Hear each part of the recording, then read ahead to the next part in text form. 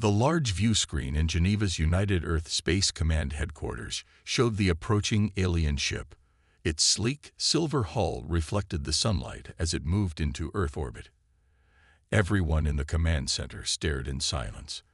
After years of wondering if humanity was alone in the universe, they finally had their answer. Captain Alan Grant stood with his hands clasped behind his back. At 42, he had seen many things during his military career, including the bloody Mars conflict 5 years ago, but nothing compared to this moment.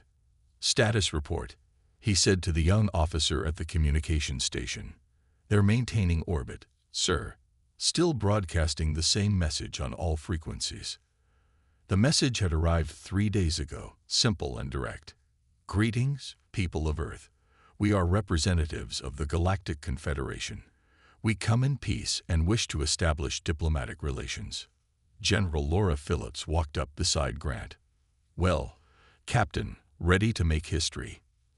"As ready as I'll ever be," Grant replied, adjusting his uniform.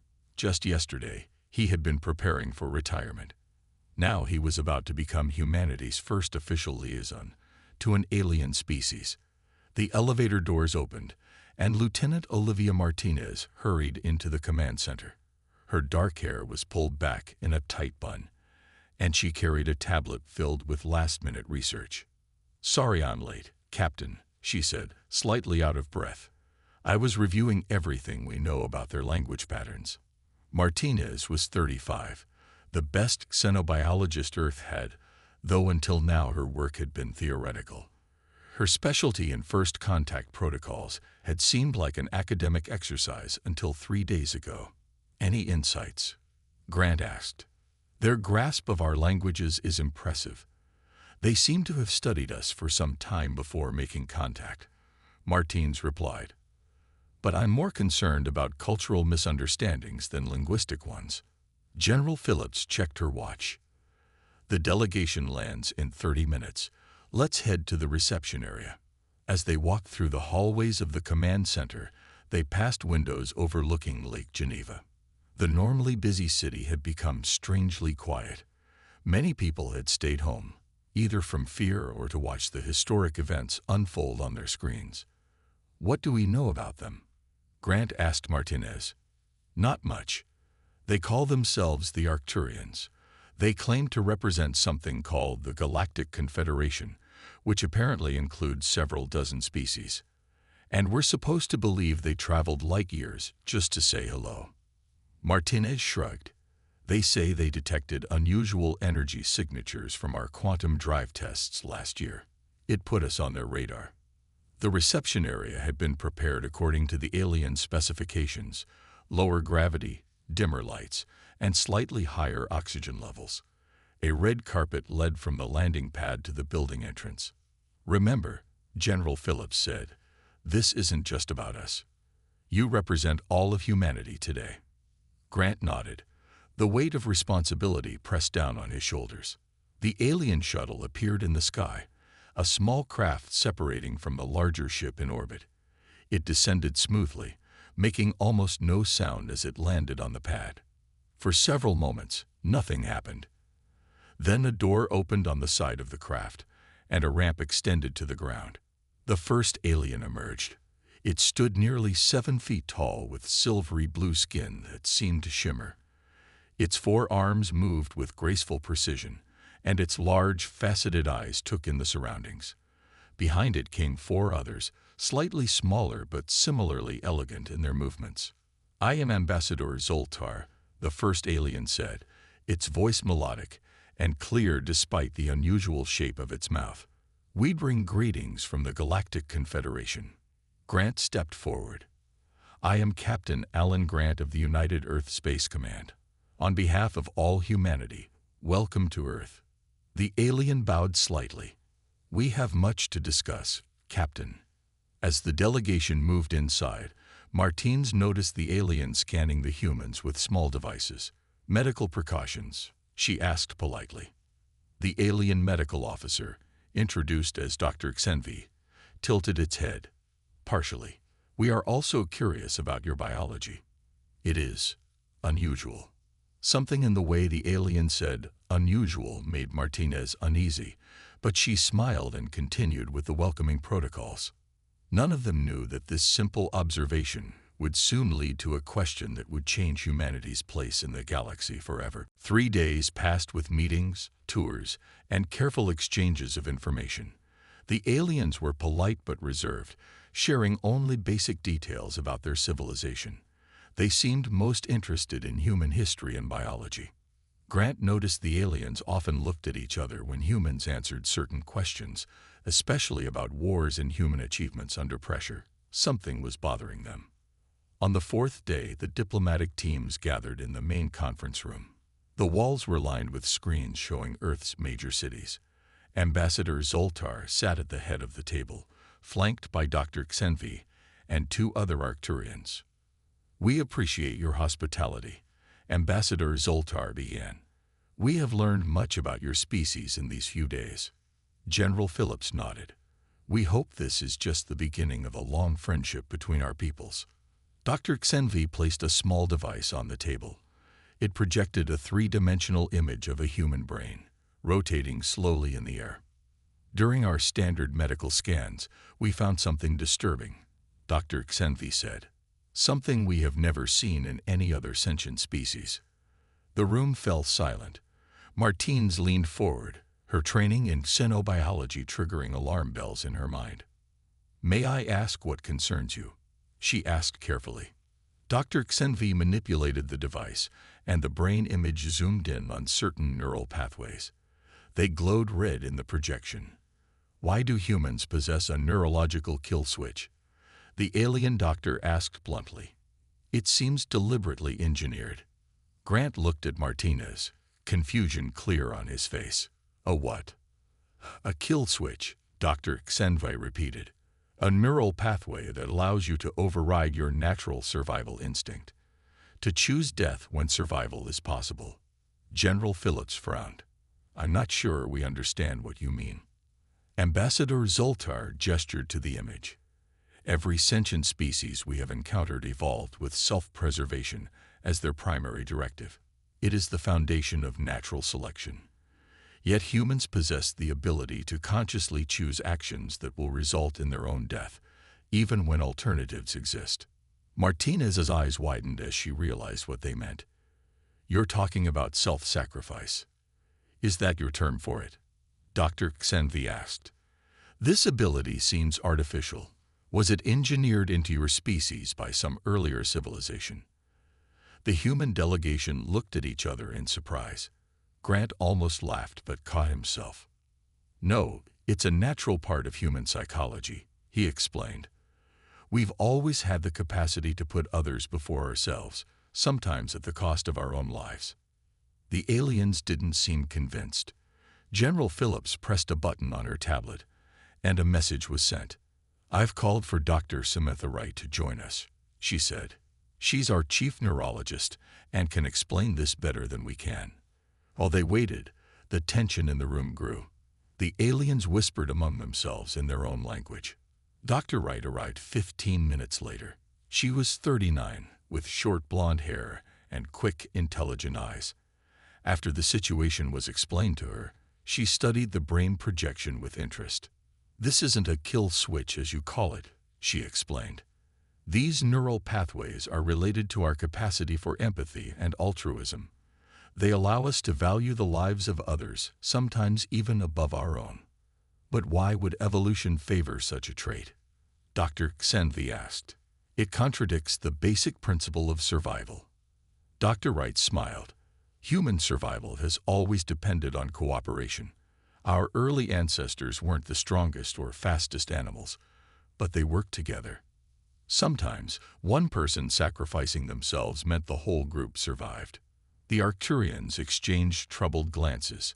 Ambassador Zoltar's voice grew more formal. "This trait makes your species unpredictable. It concerns us." Grant noticed the shift in tone. "Unpredictable how?" "If you can choose to die for your values, for others, for abstract concepts, how can other species ever fully understand your decision-making?" The ambassador said. "The Confederation Council will need to know about this. Eric Bell, the young communications officer who had been quietly taking notes, spoke up. "I think there's a misunderstanding here. This isn't something we're ashamed of or try to hide. In fact, we celebrate this part of ourselves." The ambassador's large eyes blinked rapidly, a sign of surprise they had come to recognize. "You celebrate it?" he asked. "Perhaps," Martine suggested, "we should show you some examples from our history. It might help you understand." The aliens agreed, but their uneasiness was clear. Something about humans had disturbed them deeply, and the diplomatic mission had just become much more complicated. The next morning, the humans organized a special presentation for the aliens. They gathered in the UESC's main auditorium, where Eric Bell had prepared historical footage and records. "We thought it might help if we showed you examples of what you call our kill switch in action," Bell explained. He was nervous but eager to help the aliens understand. The lights dimmed, and images appeared on the large screen. They showed firefighters rushing into burning buildings, soldiers jumping on grenades to save their comrades, parents pushing children from the path of oncoming vehicles at the cost of their own lives. "These are all real events," Martinez explained. "Ordinary people who chose to risk or sacrifice their lives to save others." Ambassador Zoltar watched with obvious discomfort. "And you record these events? Study them?" "We honor them," Grant said quietly. "These people represent the best of humanity." Dr. Xenvi turned to Dr. Wright. "Your species celebrates the activation of the kill su, the self-sacrifice instinct." "We do," Dr. Wright confirmed. "Many of our greatest stories and heroes are about sacrifice for others." Bell showed more footage. A woman swimming into dangerous currents to save a drowning child. A man giving his oxygen mask to others during a spacecraft emergency. A doctor staying in a plague zone to treat patients. "Do all humans possess this capability?" Ambassador Zoltar asked. "Yes, though not all would use it," Martins replied. "It's a choice." The aliens conferred among themselves in their own language. Their hand gestures became more animated than the humans had seen before. Finally, the ambassador spoke again. "We have never encountered a species like yours. In the Confederation, all member species evolved to prioritize their own survival above all else. It is the natural way." "With respect, Ambassador," Dr. Wright said, "for humans, cooperation and protecting our group has been key to our survival. A parent who dies saving their child is ensuring their genes continue. A soldier who dies for their country is protecting their larger community. But you can choose to die for strangers," Dr. Xenvi said. "For people you have never met. Even for other species." "Yes," Grant acknowledged. "We can." The auditorium fell silent. The tension was thick enough to touch. Bell cleared his throat. "Maybe we should take a break. I could show you more examples later if you'd like." "That would be educational," Ambassador Zoltar said politely, but his discomfort was clear. As the group dispersed for lunch, Grant received an urgent message on his communication device. General Phillips wanted to see him immediately. "I'll catch up with you," Grant told Martinez, then hurried to the general's office. Phillips was staring at her screen when Grant entered. Her face was grim. "We have a problem," she said without preamble. "Our intelligence team intercepted communications between the ambassador and the Confederation Council. They're concerned about us." "Because of the self-sacrifice thing?" Grant asked, taking the seat. "Exactly. They see it as unpredictable and potentially dangerous." She turned her screen so Grant could see it. "They're debating whether humans are too unstable to join their alliance." Grant read the translated message with growing concern.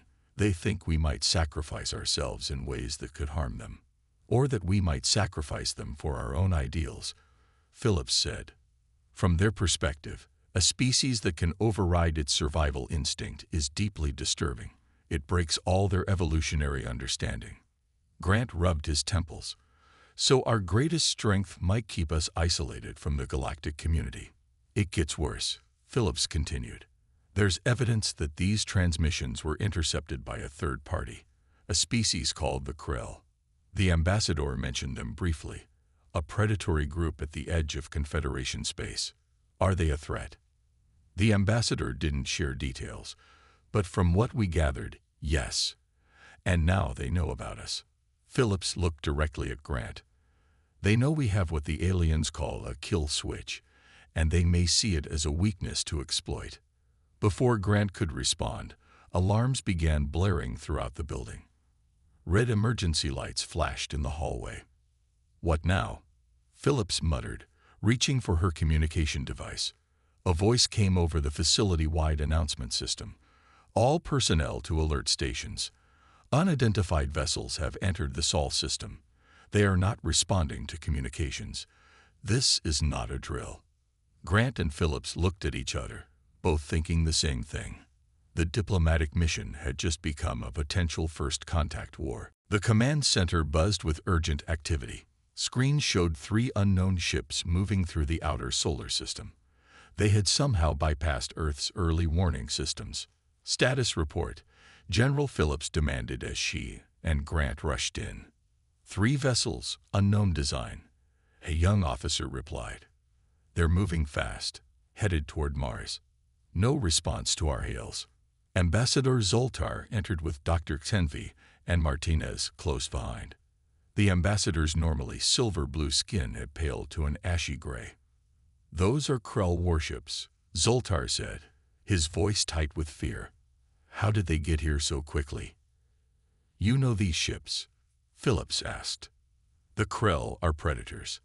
They sit at the edge of Confederation space, attacking weaker worlds and stealing their resources.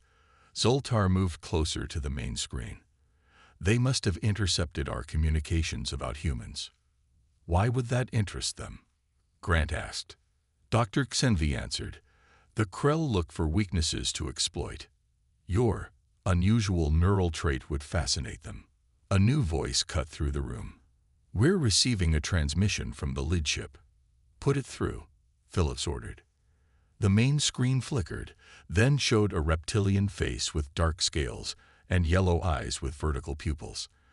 The creature had a broad, flat head with bony ridges and sharp teeth visible in its slightly open mouth. People of Earth, the creature said in a raspy voice, I am Commander Vexcor of the Krell Dominion. Your world has come to our attention. Grant stepped forward. This is Captain Alan Grant of the United Earth Space Command. You have entered our system without permission. State your intentions. The Krell commander's mouth stretched into what might have been a smile. My intentions are simple, Captain. Surrender your planet and its resources, or face destruction. We have no quarrel with you, Grant replied evenly. And Earth is well defended. Is it? Vexcoriest. Our scans show your defenses are primitive, and your colonies on Mars are completely vulnerable. The room fell silent. Mars had over 2 million human colonists, with minimal military protection. What do you want? Phillips asked. Everything, Vexcor replied. But I will start with a demonstration. You have 6 hours to surrender. If you refuse, we will destroy your Mars colonies. Then we will come for Earth. The screen went dark. Can they do that? Grant asked Zoltar. Destroy the Mars colonies. The ambassador nodded grimly. The Krell have weapons that can crack a planet's crust.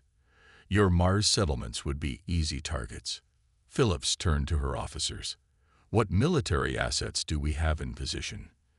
The UESC Defender is currently on patrol near Mars. It's our only combat-ready vessel in the area. Get me Captain Monroe of the Defender, Phillips ordered. While they waited, Martinez approached Grant. Captain, the Confederation representatives are requesting emergency evacuation back to their ship. Grant looked at Zoltar. You're leaving. This is not our conflict, the ambassador said. The Confederation does not interfere in Krell attacks. It would risk wider war. So you'll just watch as they destroy our colonies. Grant couldn't keep the anger from his voice. I am sorry, Captain. Zoltar lowered his forearms in what seemed like a gesture of regret. This is why we were concerned about your species joining the Confederation. The Krell target worlds they consider worth the risk. Your killed switch trait makes you unpredictable, but it also makes you vulnerable. Before Grant could respond, the communications officer called out, "We have Captain Monroe on the line." The screen showed a woman in her 50s with short gray hair and a stern expression. Behind her, the bridge of the Defender was on high alert. "General Phillips, we're tracking 3 hostile vessels headed for Mars. Orders. Captain Monroe is injured in an accident," Phillips said quietly to Grant. "You're taking command of the Defender. We need someone who understands what we're dealing with." Grant nodded, his mind already racing through options. "Prepare for emergency transport to the Defender," Phillips ordered. "Lieutenant Martinez, you're going too. We need your expertise on these aliens." As they rushed to prepare, Ambassador Zoltar approached Grant one last time. "I will not leave," the ambassador said unexpectedly. "I will stay to observe. Perhaps then I will understand why the Confederation fears your species so much." Grant looked at the alien with new respect. "Thank you, Ambassador, but you should know. You're about to witness what happens when someone threatens our people." "Yes," Zoltar replied softly. "I believe that is precisely what I need to see." The UESC Defender hung in space between Mars and the approaching Krell ships. It was a mid-sized vessel, not designed for full combat against multiple warships. Grant stood on the bridge, Martinez at his side, studying the tactical display. "Time until the Krell are in firing range of Mars?" Grant asked. 4 hours, 17 minutes, the tactical officer replied. Grant turned to Ambassador Zoltar, who stood silently observing the humans. "What can you tell us about Krell battle tactics?" "They rely on superior firepower and intimidation," the ambassador said. "They rarely expect resistance. Most species surrender rather than risk destruction." "Well, we're not most species," Grant said grimly. He turned to the ship's chief engineer, Paul Rodriguez. "What options do we have?" Rodriguez was a stocky man of 45 with weathered skin and careful hands. He pulled up a schematic on the main screen. "Their lead ship is the command vessel," he explained. "If we can disable it, the other 2 might retreat, but we'd need to get close enough to deliver a heavy strike, and their weapons would tear us apart before we could." Martinez studied the Krell ships. "What about a direct hit with a fusion missile?" "Their shields would deflect it," Rodriguez replied. Unless what?" Grant prompted. Rodriguez's face grew serious. "Unless we detonate it from inside their shields." The bridge fell silent as everyone understood the implication. "You mean a suicide run?" Grant said flatly. Rodriguez nodded. "A small shuttle could approach under the guise of a diplomatic vessel. Their shields are designed to let small ships through for boarding. Once inside, we detonate a fusion device." "That's not an option," Grant said firmly. "We don't sacrifice people." Ambassador Zoltar watched this exchange with growing interest. "The rest of the fleet is 5 hours away," Martinez reminded them. "If we don't stop the Krell now, millions on Mars will die." Grant paced the bridge, searching for alternatives. "There has to be another way." "There isn't," Rodriguez said quietly. "I've run the simulations. This is our only chance to save Mars." Grant shook his head. "Even if I agreed, who would pilot such a mission? I can't order anyone to do that." "You don't have to," Rodriguez said. "I volunteer." The room fell silent again. Rodriguez continued, his voice steady. "My wife died in the Mars conflict 3 years ago. She's buried there. I won't let those creatures destroy her resting place or kill millions of our people." "Paul, I can't let you do this," Grant said. "With respect, Captain, it's not your choice to make." Rodriguez's eyes were clear and determined. "This is exactly what the aliens were talking about, our ability to choose sacrifice when necessary. It's not a weakness, it's our strength." Ambassador Zoltar stepped forward. "You would willingly die to save others." To save millions. Yes, Rodriguez answered simply. The alien's expression was unreadable. Even though many on Mars are strangers to you, they're human. That's enough. Rodriguez turned back to Grant. Captain, we're running out of time. Grant looked at his old friend, seeing the determination in his eyes. After a long moment, he nodded once. Prepare the shuttle and the device, he ordered. But we keep working on alternatives until the last possible moment. As the crew rushed to their tasks, Grant pulled Rodriguez aside. Paul, are you sure about this? Rodriguez smiled slightly. Remember when we were cadets and you asked me why I joined the service? I said I wanted my life to matter. This way, it will. In the shuttle bay, Martins helped Rodriguez prepare while engineers loaded a fusion device onto the small craft. The Krell won't suspect a thing until it's too late, Rodriguez explained as he checked the systems. The shuttle will appear to be carrying a diplomatic messenger. Grant arrived with Ambassador Zoltar. The captain handed Rodriguez a small data chip. A message for your daughter, Grant said. I'll make sure she gets it. Rodriguez took it with a nod of thanks. Then he sealed his flight suit and prepared to board. I'll need to lock the bay once I'm inside, he told them. So this is goodbye. Before anyone could respond, alarms blared throughout the ship.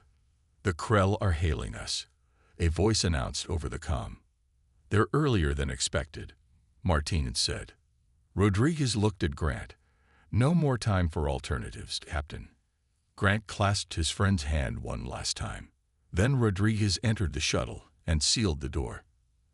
As they left the bay, Ambassador Zoltar watched in fascination as Rodriguez prepared for his final mission. On the bridge, Grant faced the main screen where Commander Vexcor's reptilian face appeared. The Krell leader's yellow eyes narrowed as he recognized Grant. Captain, your time to surrender has not yet expired. Why do you contact us? To negotiate, Grant replied steadily. We request a meeting to discuss terms. Vexcor's tongue flicked out, tasting the air. Terms. There are no terms. Only surrender. Surely we can find a solution that benefits us both, Grant continued. He needed to keep the Krell commander talking. We're sending a shuttle with a diplomat to discuss possibilities. In the shuttle bay, Rodriguez completed his final checks. The fusion device was secured and armed. He would have exactly 3 minutes after initiating the detonation sequence to escape, though he had no intention of trying. Shuttle ready for launch, he reported over the comm. Proceed, Chief. Grant's voice came back. And, good luck. Rodriguez took a deep breath and launched. The small craft emerged from the defender and moved smoothly toward the Krell formation. On the bridge, Martinez watched the tactical display showing Rodriguez's shuttle approaching the lead Krell ship. Ambassador Zoltar stood beside her, his large eyes fixed on the screen. He knows he won't return, the ambassador said quietly. Yet he goes anyway. Yes, Martinez replied. That's what you've been trying to understand about us. The Krell ship is scanning the shuttle, the tactical officer reported. They're lowering shields to allow it to dock. Grant nodded. Everything was proceeding as planned. Suddenly, warning lights flashed. Captain, we're detecting energy buildup in the Krell weapons systems. They're not taking the bait, Grant realized. They're going to destroy the shuttle. On the small craft, Rodriguez saw the warning lights too. The Krell had seen through their plan. With seconds to decide, he pushed the engines to maximum and aimed directly at the largest opening in the Krell ship, the main hangar bay. Rodriguez to defender, he called. They're not letting me dock. I'm going in hot. Tell my daughter I love her. Before anyone could respond, Rodriguez crashed his shuttle through the hangar bay force field. The shuttle skidded across the deck, smashing into rows of Krell fighters before coming to a stop. Dazed but determined, Rodriguez reached for the detonator. As Krell soldiers surrounded the damaged shuttle, he smiled once and pressed the button. The explosion tore through the Krell command ship.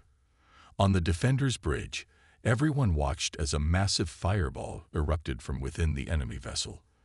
The shields that would have stopped an external attack were useless against an explosion from inside. "Rodriguez did it," Martins whispered. The Krell command ship listed to one side, power systems failing across its massive hull. The other two ships broke formation, clearly confused by the sudden attack. "Target the second ship," Grant ordered, his voice tight with emotion. "Fire everything we have." The Defender launched its missiles, striking the second Krell ship while its defenses were down. Explosions bloomed along its hull. "The third ship is turning away," the tactical officer reported. "They're retreating." A cheer went up on the bridge, but Grant remained solemn. The victory had come at a terrible cost. Ambassador Zoltar approached him. "Your engineer," he activated what we called the kill switch. "He saved millions of lives," Grant corrected quietly. Before Zoltar could respond, the ship rocked violently. Warning alarms blared. "Status report," Grant called out. The first Krell ship fired its main weapon before losing power, the tactical officer replied. "We have hull breaches on decks 3 through 6.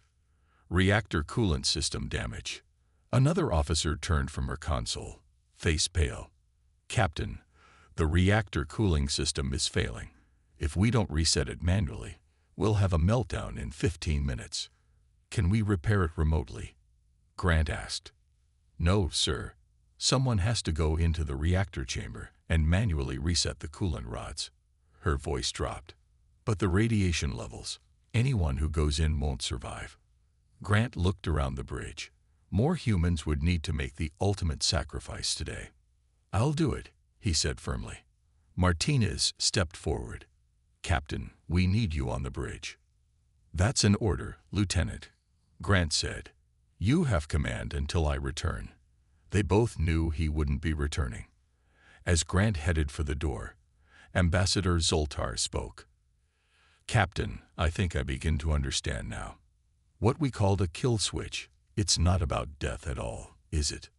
"No," Grant replied over his shoulder. "It's about what we're willing to live for and die for." Grant moved quickly through the damaged corridors of the Defender. Emergency lights cast red shadows on the walls, and the ship groaned around him. Crew members rushed past, putting out fires and helping the injured. At the entrance to the reactor section, a young engineer tried to stop him. "Captain, the radiation levels are too high," she warned, checking her instruments. "You won't survive more than a few minutes in there."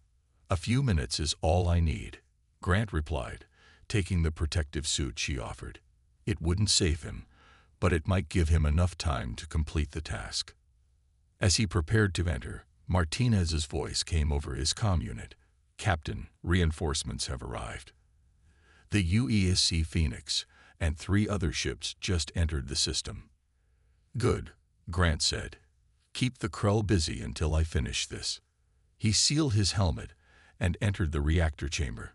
The air shimmered with radiation, and his dosimeter immediately began beeping in warning. The coolant rods were visible at the far end of the room, their control panel flashing red. On the bridge, Martinez took command. "Target the remaining Krell ship.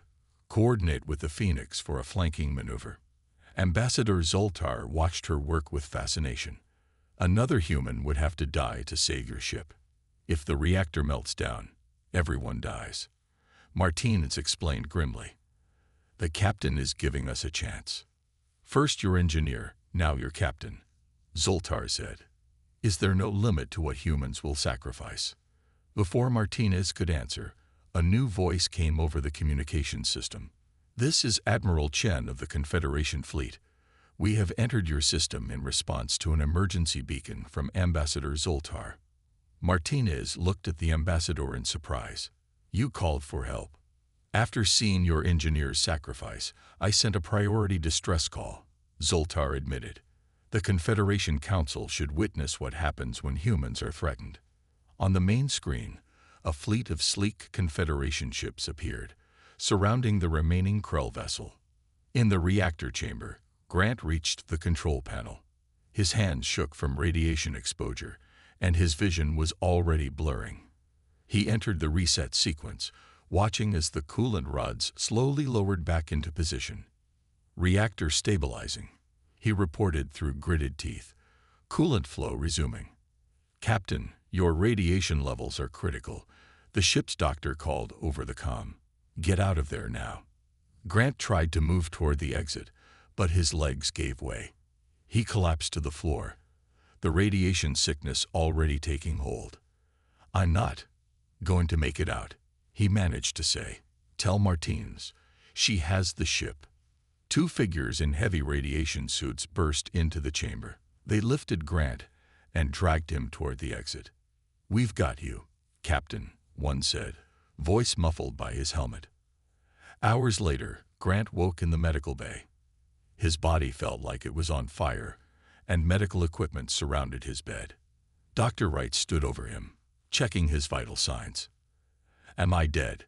Grant asked weakly.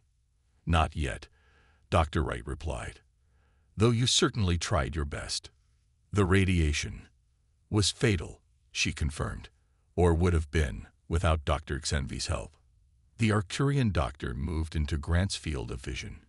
"Your cellular damage was extensive, but not beyond our medical technology." Grant tried to sit up but couldn't. "The ship, the crew, safe," Dr. Wright assured him. "The reactor is stable. The Krell have been captured by the Confederation fleet." "The Confederation came to help us?" Grant asked in confusion. Dr. Xenvi nodded. "Ambassador Zoltar sent an emergency signal after witnessing your engineer's sacrifice. The Council sent a fleet immediately." Martinez entered the medical bay, her face lighting up when she saw Grant conscious. "Captain, you're awake." "Lieutenant," Grant acknowledged. "What's our status?" "The Krell have been driven from the system. The Mars colonies are safe." She smiled. "And you have a visitor." Ambassador Zoltar stepped into the room. The alien looked different somehow, more respectful, perhaps even humbled. "Captain Grant," the ambassador said, "the Confederation Council has requested a full report on the events here." "What will you tell them?" Grant asked. "The truth," Zoltar replied. "That we fundamentally misunderstood humans, what we labeled a weakness. Your ability to override your survival instinct is actually your greatest strength." Dr. Xenvi added, "We believed evolution would never favor a species that could choose death. We never considered that evolution might favor a species that could choose what to die for." Grant looked at them both, understanding slowly dawning. "So the lesson has begun." "Yes," Ambassador Zoltar said. "And the Confederation has much to learn." 6 months later, Grant stood in Geneva's Central Plaza. The afternoon sun warmed his face as he gazed at the new memorial. A simple stone column reached toward the sky, with the names of those who died fighting the Krell carved into its surface. Paul Rodriguez's name was at the top. Grant still felt the effects of the radiation. His hair had grown back white, and he tired easily. The doctors said he might never fully recover, but he was alive. Something he hadn't expected when he entered that reactor chamber. "It's a good memorial," Martine said, coming to stand beside him. The silver captain's bars on her uniform gleamed in the sunlight. The Defender was hers now. Simple, dignified. Rodriguez would have approved, Grant agreed. People began to gather in the plaza. Today marked the signing of the formal alliance between Earth and the Galactic Confederation. After months of negotiations, humans would join the interstellar community. Dr. Wright approached them, accompanied by Dr. Xenvi. The two had spent the past months collaborating on research. "Our paper on human neural pathways has been distributed throughout the Confederation," Dr. Wright said. "It's completely changed how they view our species." "And how is that?" Grant asked. Dr. Xenvi answered, "No longer as dangerous or unpredictable, but as essential. Your willingness to sacrifice for others brings balance to our community." The crowd parted as Ambassador Zoltar walked toward them, accompanied by other Confederation representatives. The ambassador looked different now. He wore a small pin on his chest, with Earth's image on it. "Captain Grant." Zoltar greeted him warmly. Today is a historic day for both our peoples. It's just Grant now, he corrected gently. I'm retired from service. Not entirely, General Phillips said, joining the group. The Confederation has requested a human advisor for their peacekeeping force. I suggested you. Grant raised his eyebrows. Me? I thought I was damaged goods. On the contrary, Zoltar said, you are exactly what we need. Someone who understands the true meaning of sacrifice. A hush fell over the crowd as the Confederation High Council members took their places at the signing table. Earth's representatives joined them, and the formal ceremony began. As Grant watched, he noticed Rodriguez's daughter in the crowd. She was a young woman of 20, with her father's determined eyes. After the battle, Grant had given her the data chip with her father's final message. Now she stood proudly, watching her father's sacrifice lead to this historic moment. When the signing finished, Ambassador Zoltar requested a moment to speak. The crowd fell silent again. 6 months ago, I asked a question that revealed my ignorance. The ambassador began. I asked why humans have what we called a kill switch, the ability to override your survival instinct and sacrifice yourselves for others. The ambassador's 4 hands gestured expressively as he continued. I believe this trait made humans dangerous and unpredictable. I was wrong. It makes you invaluable. While other species evolved to survive at all costs, humans evolved to ask what is worth dying for. And in doing so, you discovered what is truly worth living for. After the ceremony, Grant found a quiet corner away from the crowds. Ambassador Zoltar sought him out. There is something I have wanted to ask you, the ambassador said. When you entered that reactor chamber, knowing you would likely die, what were you thinking? Grant considered the question carefully. I wasn't thinking about dying, he finally said. I was thinking about everyone on the ship who would live. The Krell believe your ability to sacrifice yourself is a weakness, Zoltar said. And what do you believe now? Grant asked.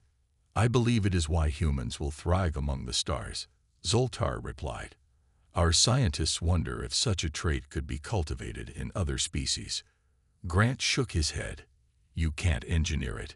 It comes from something deeper. What? The ambassador asked.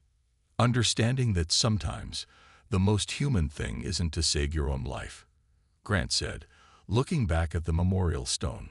It's to make your life mean something. Zoltar was quiet for a moment. When we first met, we asked why humans have a kill switch. Now I understand. It was never about killing at all. No, Grant agreed, watching the sun set over the new alliance of worlds. It was always about living for something greater than ourselves.